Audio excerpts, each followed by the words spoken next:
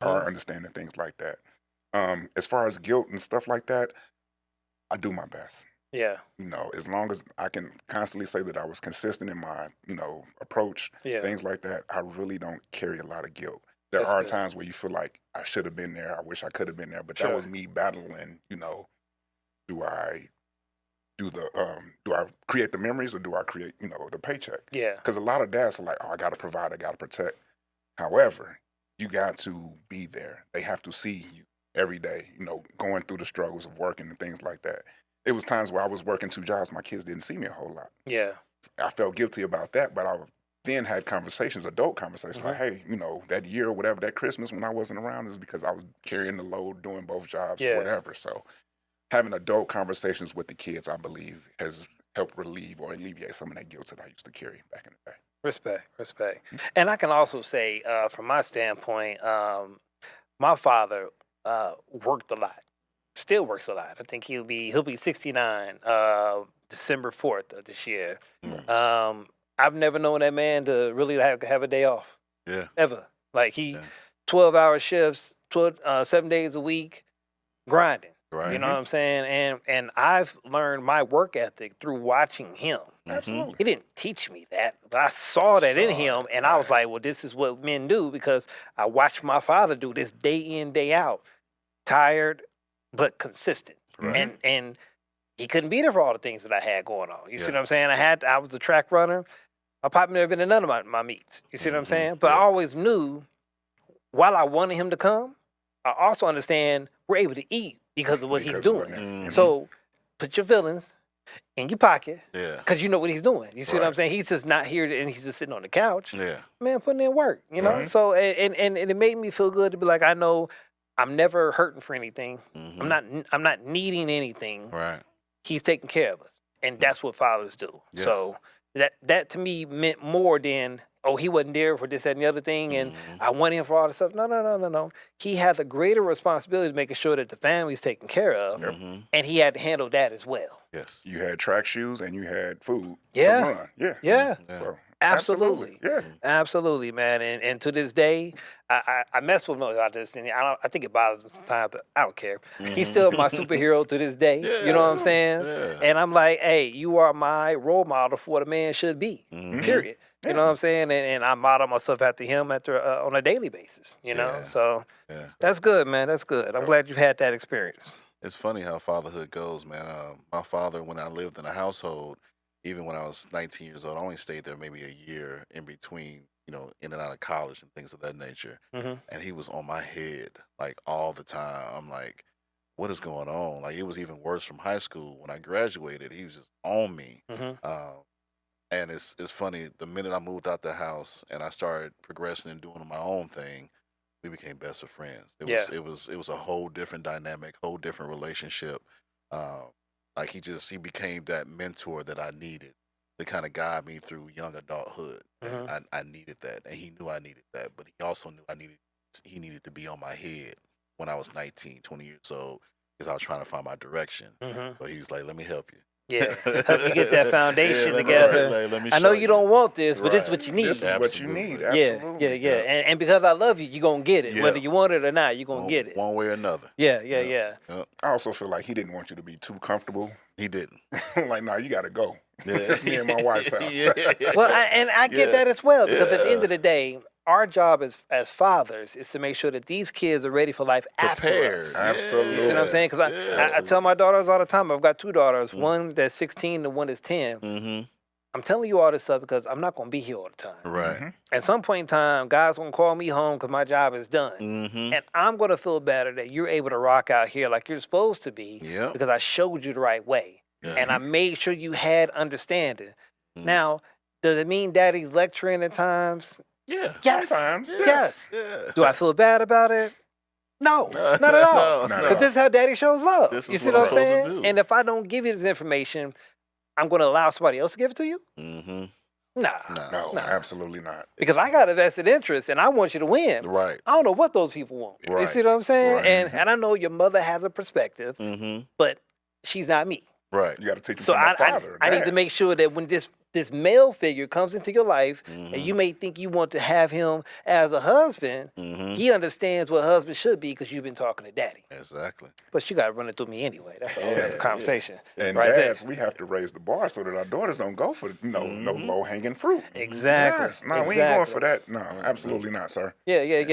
And they know, like, there's a certain criteria you're gonna have to be met with. I'm not trying to chase away any guy that's interested with them because I need you to be married. Let's be clear. Yes, Because I absolutely. don't expect you to rock out here by yourself. Absolutely not. If God looked at Adam and said, you need help, bruh. I'm going to make you an Eve. Yeah. Why would I put you out here saying, oh, no, you're strong and independent? You don't need No, that. No. absolutely not. No. The Bible says. Yes. There you go. There you go. And again, stand on that authority. It's not about what I think. Right. This is what the Bible says. Right. If the Bible says good that a man finds a wife, then I need you to be That's right. found as a wife. But then when that guy wants to make you a wife, you understand him as a husband because you understand what those husband traits should look like because you see it in your You've father. seen it every day. Yeah. Absolutely. Exactly, man. It's so funny how things come full circle. Now my son living with me, he's 19 years old, and I'm on him. And my son, he's a good kid, really good kid. I've never had any issues with him. Praise Something God. like never had any issues with my son, but I'm on his head because sure. it's important to me that you are able to fend for yourself out here, that you can take care of yourself out here. And again, like Earl said, I can see what my father saw in me in 19. Yeah. Just relaxed, like not a problem in the world. Like, oh yeah, we got problems out here. You just you're not paying attention to them. Like you know, like let me show you, man. Yeah. So I get it. When things come full circle, you see how long that took for me to understand what my father was saying. I'm 47 years old. I'm now in the exact same situation he was when I was there at the house. So Yeah. it's important to kind of hang on to those memories because it means the world to me. And now I can apply that with my son. That's dope. That's dope. That's real good, man. And like I said, at the end of the day, it's the legacy that we build with them that they'll live on afterwards. Right. It makes us the proudest of fathers to say, my kid is doing what they're doing, and I can see that, and I can celebrate that with them. Yep. Job well done. Yes, indeed. Yes, indeed. Well, I got one final question, man. It's been a good conversation so been far, great. man. Absolutely. I appreciate it, man. It's been a lot of insight given, man. Lastly, what advice would you give other men in similar situations about staying involved, praying through the pain, and keeping God at the center? Start me out, Earl. That's a good question. We're playing chess. Okay. This isn't checkers. It's the long game. Like I said, it's an investment.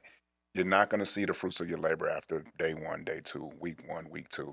It may take 10, 20 years. You may be long gone before your kids like, oh, yeah, back in, whatever, when I was younger, my dad used to hound me about this. Now I see why. Yeah. It's the long game. You have to keep at it. You have to be adamant about, about your actions and what you do. You can't just preach to these kids, show them something and do something different. You have to be engaged. You have to be, everything that you do should be Bible based.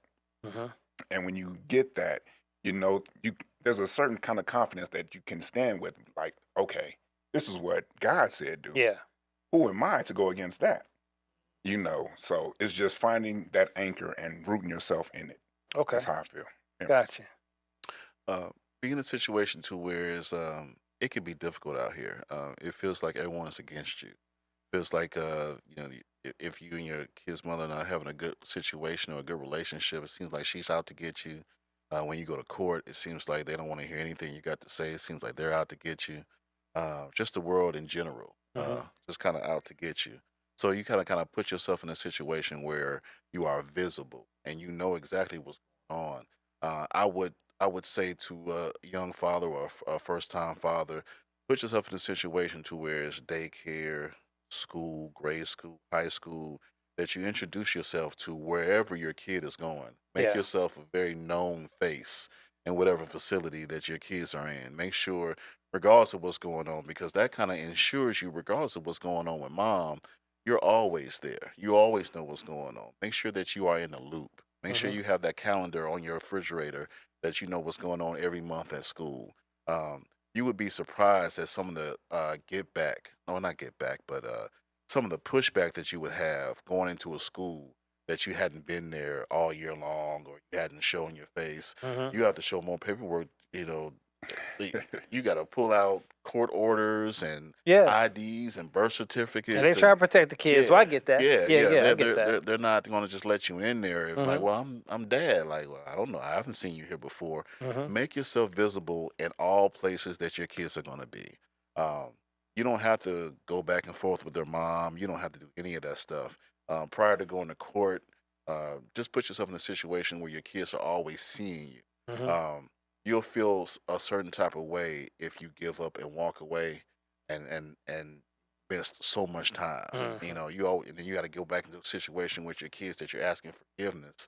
When, like I said, you don't have to have permission to do any of those things. That's Yeah. school, your dad, regardless if you're a custodial or non-custodial, you have a right to be where your kids are and to be involved in what's going on in their lives. So put yourself in that place. I know it can be difficult. Just don't walk away. Don't walk away from it because you will be sorry that you did. That's Okay. your blood. That's your flesh and blood. You want to be there for them, and put your input on their lives and make sure they are coming up the way that you figure they need to come up, not just one sided. So just don't give up. I like that. Another thing I want to add is the Bible says, honor your mother and father. It's the first commandment. Mhm. I struggle with that a lot because I didn't feel like that I was being honored by their mother, but it doesn't Mm. tell her to honor me, it tells the kids to honor both. Yeah. So a lot of times when I would feel like, you know what, ooh, your mother, I have to erase that. Like, Yeah. no, the Bible says we're going to be rooted in this word, Mhm. honor both. So I would tell dads to take that commandment Yeah. and utilize it for whatever it is. Because at my lowest moments, at my worst, when I was really, really down bad, I had to take it back to that because I just felt so much anger towards the mom. Sure. Mm. But I always had to take it back, like, okay. And Mhm. part of that honoring them was me listening to my mother. Yeah. I Right. have to honor her. I have to do right by her and her relationships and how she feels. And I would take a lot of that into accountability when I was dealing with my children's mothers. So, Sure. Sure. yeah. Okay. That's good, man. That's good, man. And uh, I appreciate the vulnerability